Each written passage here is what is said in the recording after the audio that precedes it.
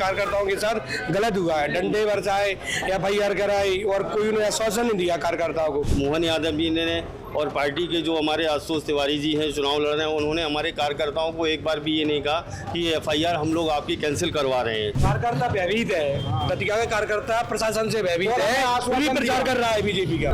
दतिया के उपचुनाव का शोर थम चुका है, लेकिन अब नजरें नरोत्तम मिश्रा के समर्थकों पर टिकी हुई हैं, क्योंकि अभी भी नरोत्तम मिश्रा के जो समर्थक हैं वो मानने का नाम नहीं ले रहे। बीजेपी के अंदर असंतोष क्या अभी भी बरकरार है?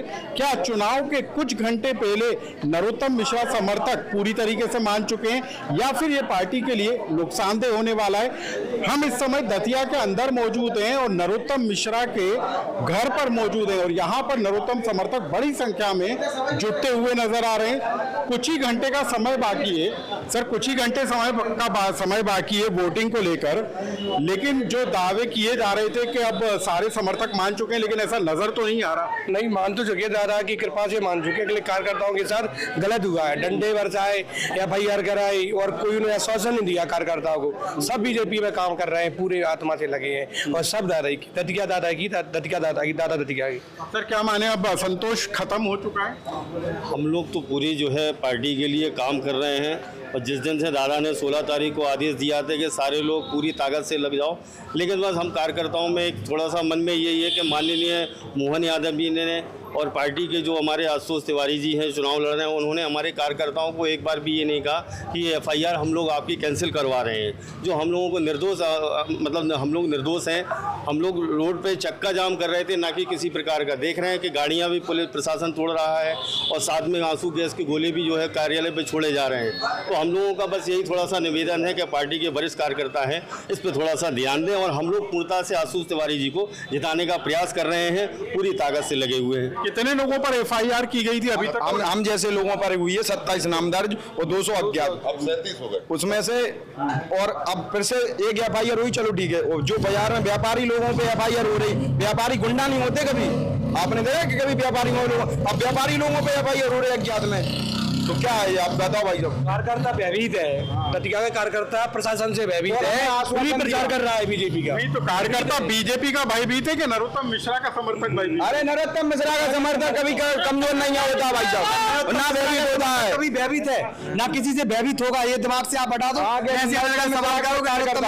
समर्थक भयभीत हैं, भयभीत तो वो उनका पालन कर रहे हैं। हमारे ऊपर पुलिस प्रशासन ने आंसू गैस के गोले छोड़े, मारपीट करी, इसके बाद हम लोग FIR की। आपने वीडियो देखी होगी जिसमें पुलिस के जवान खुद गाड़ियां तोड़ रहा है, पुलिस के जवानों पे FIR क्यों नहीं है? इसके लेकिन यहाँ पर 12 से 17 लोगों को पुलिस कर्मियों को जो हटाया गया, उसके पीछे वजह? उसके पीछे कुछ वजह नहीं है, वो उनका घरेलू मामला है, किसको हटाना अपन मैं कार्य करता हूँ, ना कि कोई पुलिस वाले का अपन क्या करना, उनका वो है।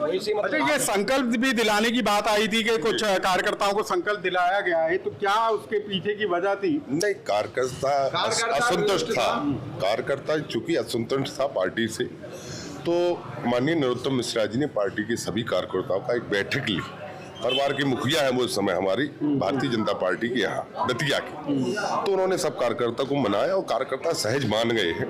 लेकिन थोड़ी बहुत जो कार्यकर्ता रहे वो भी दादा ने आज कहा है कि वो भी मान जाएंगे, सारे कार्यकर्ता मान चुके हैं। दादा ने माई का वो दबाया कि आशुतोष जी नहीं, मेरा छोटा भाई लड़ रहा है, तो सभी लोग तन्मयता से पूरे लोग लग चुके हैं भाजपा को जिताने की। 100% भाजपा समर्थकों की बात हो गई, लेकिन हमने कई लोगों से बातचीत की, वो लोग तो नाराज है, समर्थक चलो मान गए, लेकिन कुछ दतिया के वोटर हैं, जनता है, वो दतिया की जनता से नाराज है कि जो विकास फोरस है वो चला गया, अब दतिया विकास कौन कराएगा? और चलो आ भी गया माननीय आशुतोष तिवारी जी, दादा के कहने से, हम लोगों के सब पार्टी के कहने से जीत भी गए, लेकिन अभी 2.5 साल है इनके पास, 1-1.5 साल तो समझने में लग जाएगा इनको, 1-1.5 साल फिर चुनाव में लग जाएंगे, 2.5 साल में कैसे वोट होगा? अच्छा, क्या 2028 में क्या दादा लड़ेंगे चुनाव? दादा लड़ेंगे, दादा जो पार्टी देगी दादा लड़ेंगे, वो हम मांग करेंगे दादा की। दादा ने तो अभी कह दिया है इंटरव्यू में कि मुझे अब कोई पद नहीं चाहिए।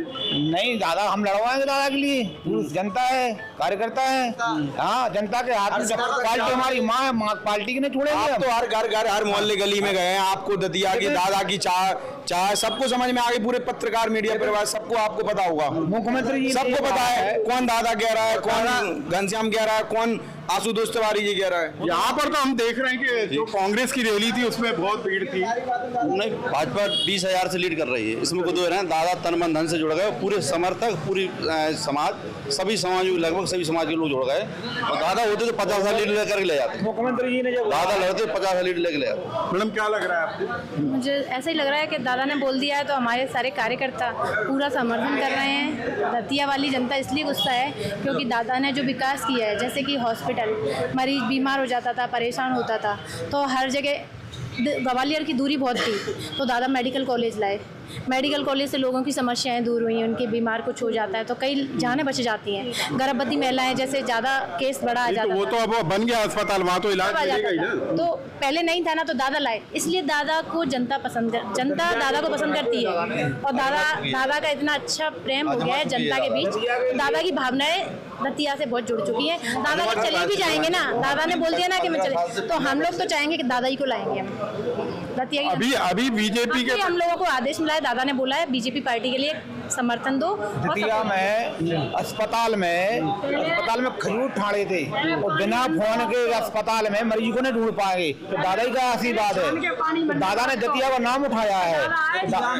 तो दतिया के अंदर दादा यानी कि नरोत्तम मिश्रा के नाम की गूंज अभी भी सुनाई दे रही है। नरोत्तम मिश्रा असंतोषों को मनाने में लगे हुए हैं, लेकिन लोगों के चेहरे और उनके बयानों में उनका गुस्सा जो है जाहिर होता हुआ नजर आ रहा है। लेकिन क्या ये गुस्सा 30 जुलाई को होने वाली वोटिंग में नरम पड़ेगा या फिर ये बीजेपी के लिए नुकसानदेह होगा, ये 3 अगस्त को घोषित होने वाले नतीजों से तस्वीर साफ होगी। लेकिन दतिया के उपचुनाव को लेकर आप लोग क्या सोचते हैं, हमें कमेंट बॉक्स में लिखकर जरूर बताएं।